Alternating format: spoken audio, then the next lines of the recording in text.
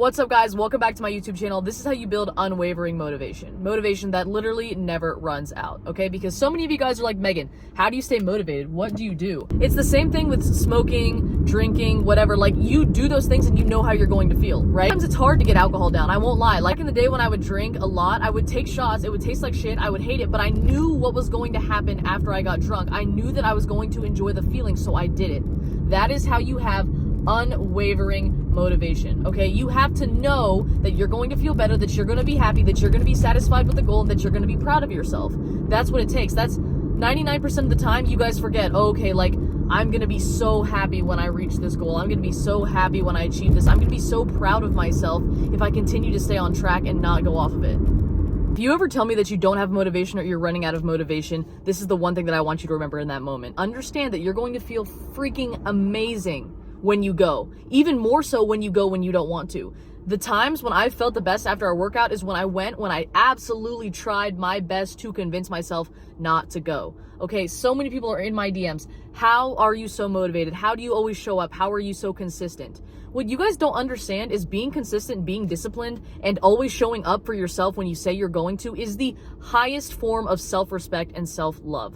So anytime you think, I'm not motivated, think about if it wasn't you. Think about if it was your family member that needed something done, you would go do it. Think about if it was your girlfriend, boyfriend, your friend, somebody that needed something done, you would go and show up. You need to be able to view yourself as that kind of person because you have no problem, or at least I know I have no problem showing up for those that I love. Okay?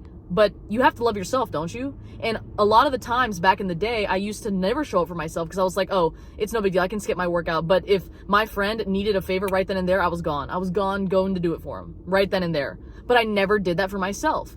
And so whenever I feel unmotivated or I feel like I don't want to go do something, I think about the promises I make to future me, the goals that I have, the things that I want to accomplish in life, and they're not going to get done by acting on my emotions, right? They're going to get done by acting on what my goals are.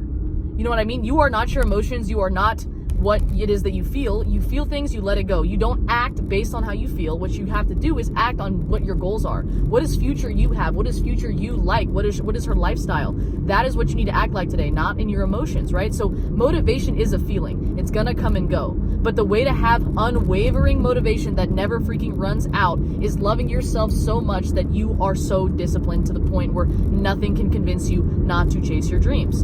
If you ever lose that motivation and you're wondering, well, how the hell am I supposed to, how am I supposed to get up today? I'm exhausted. I don't want to do this. Number one, remind yourself, I'm going to feel absolutely amazing. And it's going to be hard. Like, you're going to have to do it first to understand the feeling that I'm talking about. You're going to have to not want to go and then show up anyways and give it your all. And then afterwards, the feeling of your euphoria that you get, you're going to be like, holy shit. And you're going to remember that for the next time. And then you're going to do it. Number two, you need to love yourself so much that even when, you will always have an internal battle of your lazy self and your self-love. Like, remember that your self-love has to be so freaking huge. It has to be so high that you will never not show up for yourself, even when you yourself don't want to, right? There's going to be times when other people are going to try to take you off track. They're going to try to take you off your goals. But the most important thing you need to remember is you will also do it too. Not many people know that. Not many people understand that. Sometimes you have two sides to your brain. So the next time you're unmotivated or you're wondering, how the fuck am I going to do this today? I want you to go back to this video, or I want you to remember these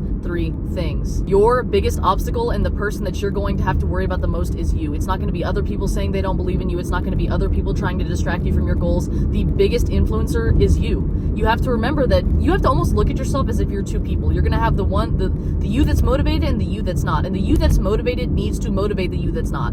Okay, so many of you guys are looking for external motivators and external things to push you. You need to be that for you, because there's going to be times when there is nobody in your corner. There's going to be times when it is just you. It's going to be you lifting the weights. It's going to be you all alone. It's not going to always be someone there to encourage you, love you, support you. You need to be able to do that for yourself.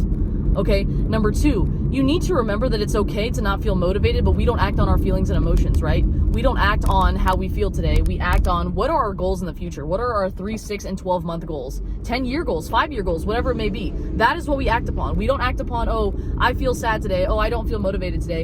And if you guys want to know an example, I used to do that all the time. I was tired, calling to work. So I was broke because whenever I was tired, I'd call into work.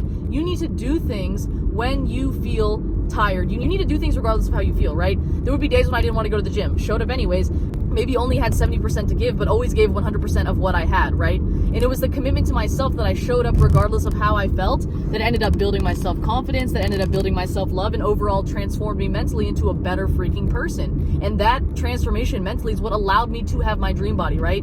There are a million ways to lose weight and get skinny and get whatever it is that you guys are trying to do. But if you guys don't understand the mental shift that comes along with it, you will always backslide into your old habits, your old ways, that old person you used to be that got you to where you are, or that got you stuck in that position that you don't like. And lastly, number 3, after you realize that you're gonna have to be your biggest fan and that you have to act on your goals, not your emotions, you need to remember that self-love and self-respect is shown in discipline, okay?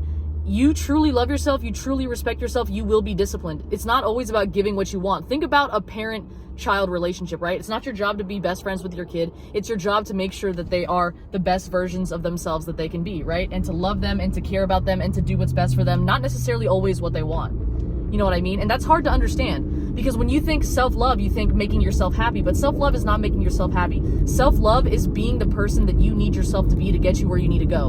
And that comes in the form of tough love sometimes. Sometimes I have to tell myself, hey, you got to do this. Like, it may hurt, it may be tiring, like it may suck right now, but you need to do this, right? You have goals that you made a commitment to, and you're going to be disappointed in yourself if you don't give it your all, if you don't make it to the goal, or if you don't show up, or if you don't at least give it your best. I understood that discipline and doing things that I don't want to do and doing hard things, even when I'm tired, even when I'm exhausted, even when I'm sad, upset, or feeling any kind of negative emotion, is the highest form of self-love and self-respect. And it's the most fulfilling thing that you can experience. So yeah, guys, thank you all so much for watching. Those are the 3 principles that gave me unlimited motivation.